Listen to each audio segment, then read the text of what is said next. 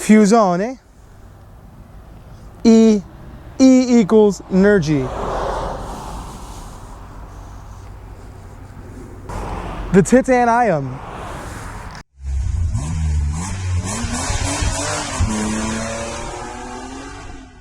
This is a 2019 Ford Fusion.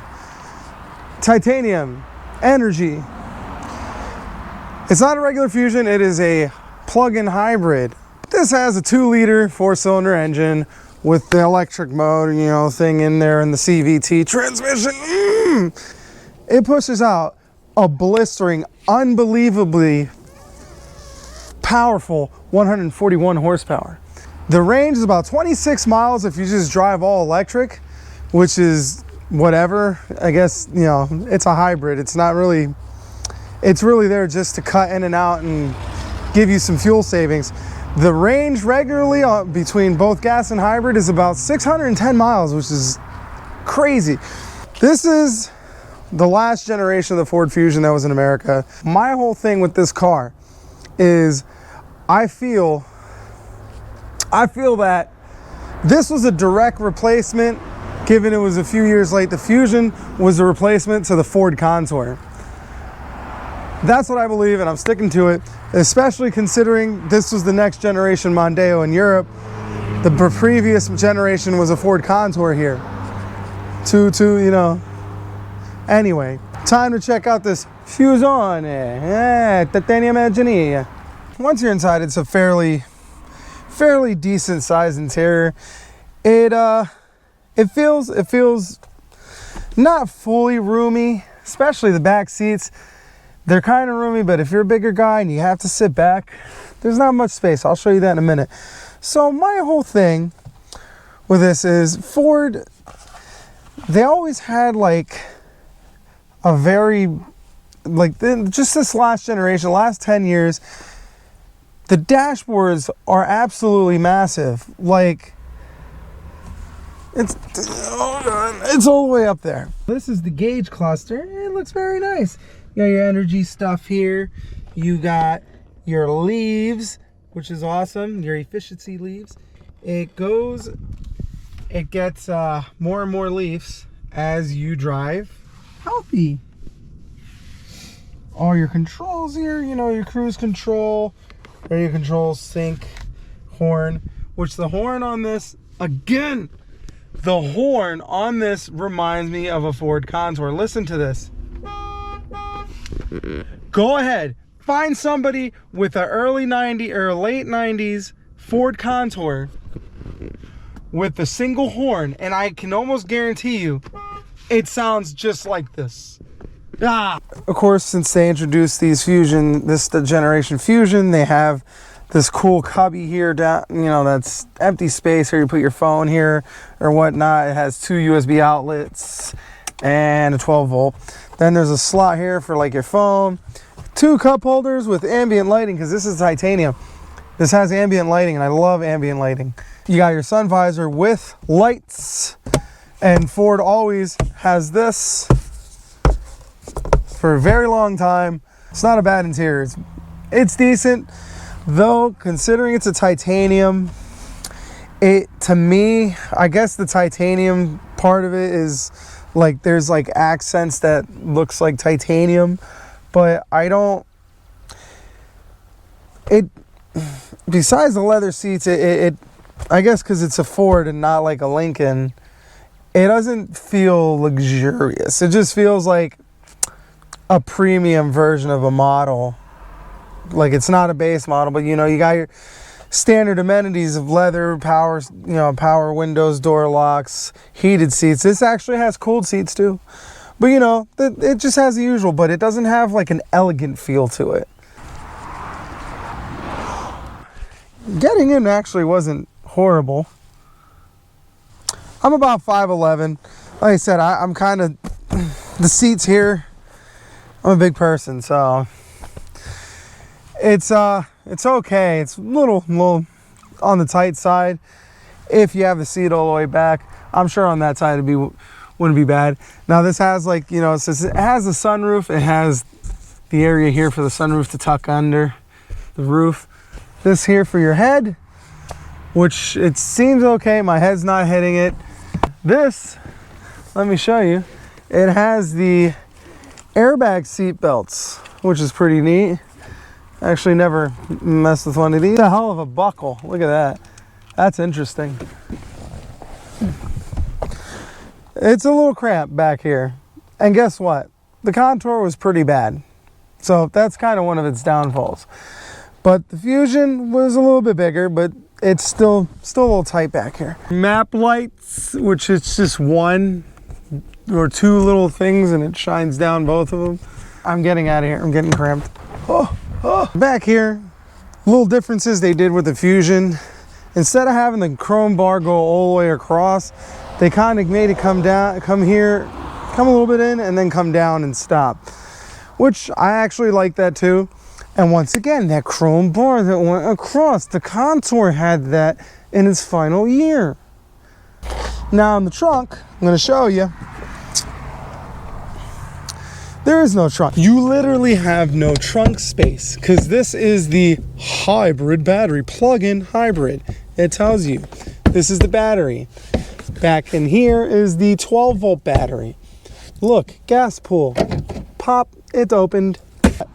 Down here you got your spare tire, which is now a box that puts air and slime into it.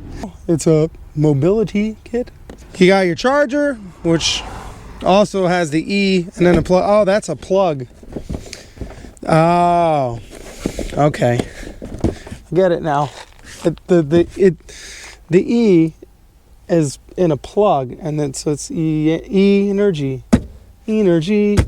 And here is where you put. This is where you put grinded down dinosaurs. Usually very liquefied dinosaurs. You got your boop, boop, easy fill. It's not for race cars. Shut up. And of course you have here your J. Shit, which one is this? This is where you plug it in to get electricity. I like how, and this lights up when you plug in it. I like this. This is neat. Ready? Boop. You grab your handy dandy charger. Boop, boop. Push the cool airlock system. Ooh. Now, you just kind of slide it in there, and there you go. It does Ford stuff. Of course, though, being that it is just plugged into a 120 outlet, it will take 18 years, according to angry people on Facebook that believe everything they see that's anti-EV. All right, well, let's go for a drive. So it's actually going to, right now, it has an EV later mode that it would, it has an EV later mode that it will actually drive on EV until it's about 95%, and then it'll go back to hybrid mode. So you can save that for later, which is pretty neat, because after I plug in, maybe I might not want to just drive in EV mode for the first portion of my drive. As you're going, as soon as you let off the throttle, it immediately goes into EV mode and it starts regenerating power for the hybrid system. It's not regenerating power for the EV only system, for the plug-in part. It is only for the hybrid system. I have a feeling that the plug-in battery is separate from the hybrid battery, because you can run it all the way out of juice to the EV only, and then you have a full battery for the hybrid system. I think it's, I believe it operates on two separate batteries. I have to say that, just real quick, I have to say, if I remember right, these have the pothole mitigation, and it's phenomenal. This thing goes over bumps so smoothly. It's not a harsh ride at all. I notice as when you have more energy in the battery in the hybrid system, it tends to have the electric motor actually help out more. and not, when you're accelerating, it's not using like a gradual acceleration. I'm not talking about, 0 to 60, but I'm talking about gradual acceleration. Like you're getting on the highway, you're getting up to speed. It uses a good amount of the electric motor to help it get to that point, so it's not racing the engine at a high RPM.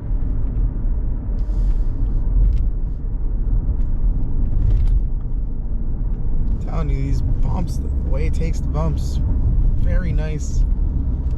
So uphill, it doesn't seem to. Wow, I'm going through very shitty roads.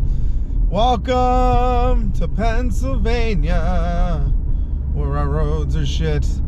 Hey, you know what? We don't give a handling wise. This thing actually. Oh man. So it really does remind me of my Contour, because the Contour, it handled very nicely for what it was.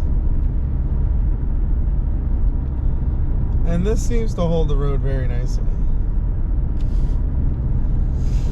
I have to say, I actually just had a good jamming session in this, because I like to drive on back roads, cruising, going through corners and bends. I like jamming on. It makes me kind of go deeper into the car and how I feel about it. Because this car, I had to see, just because it there's something about it. It's absolutely a great car. Like, I can't, for what it is, what it was priced, I think it was great. The suspension on this is very firm, but it's just good enough to where it's not a rough ride over potholes and all that.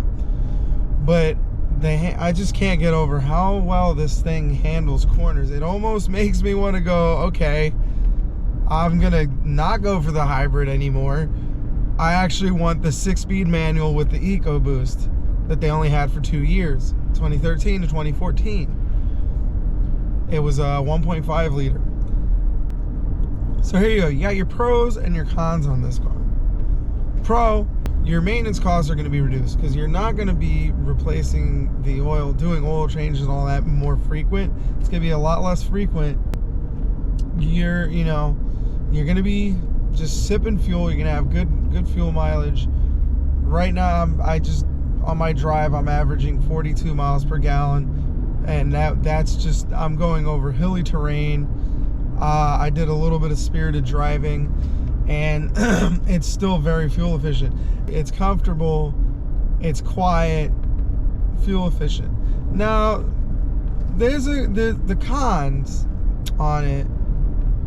We have literally no trunk space. Like with the plug-in model, I want to say it's because there's an extra battery. Plug-in model, roughly 80% of your trunk space is taken by battery.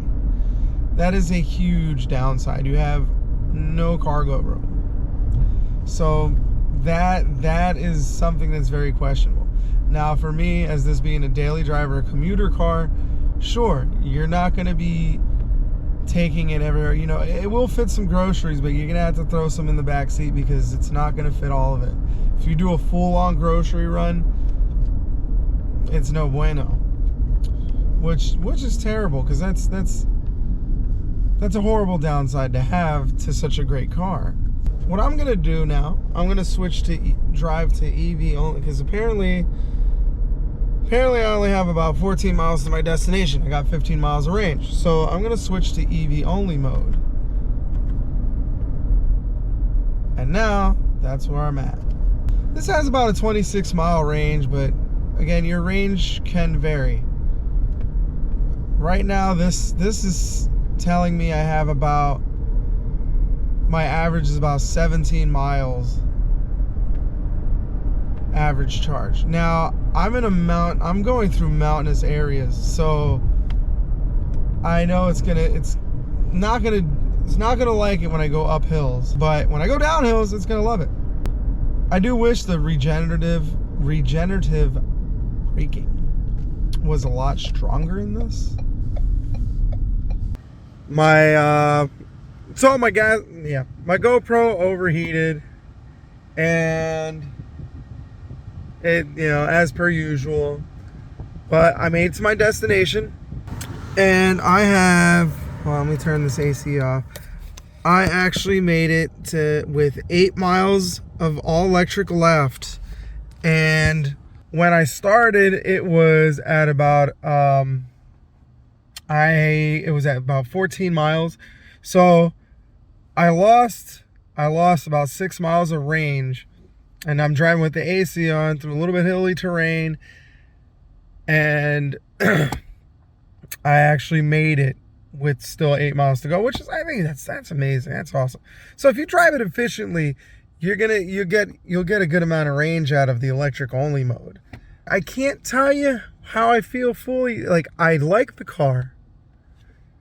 I am strongly considering buying one as my daily luxury Becky's car, but my whole thing is the trunk. Just, there's no trunk space. That kind of hurts me, because I like having my trunk space. I need stuff, sometimes in there. I might need to use this for some, or I need to stop and buy some groceries on the way home from work, or on the way, So it kind of, yeah. But anyway, hope you guys like my review. Like, share, subscribe. Follow more stuff. So I'm trying to post as much as I can now. I miss stuff, pretty sure, as always. Like, share, subscribe. Thank you to my Patreon, Cynthia. If you want to become my Patreon, go ahead and click the link below. And, if you want to help support the channel, this is fun. All right, guys. Later. I am now, oh God, in the car wash. Yay. This is how he wanted it washed, so I'm washing it. So, cool thing, this actually goes automatically to park as soon as you open the door. Pretty cool safety feature. Yeah. Subscribe.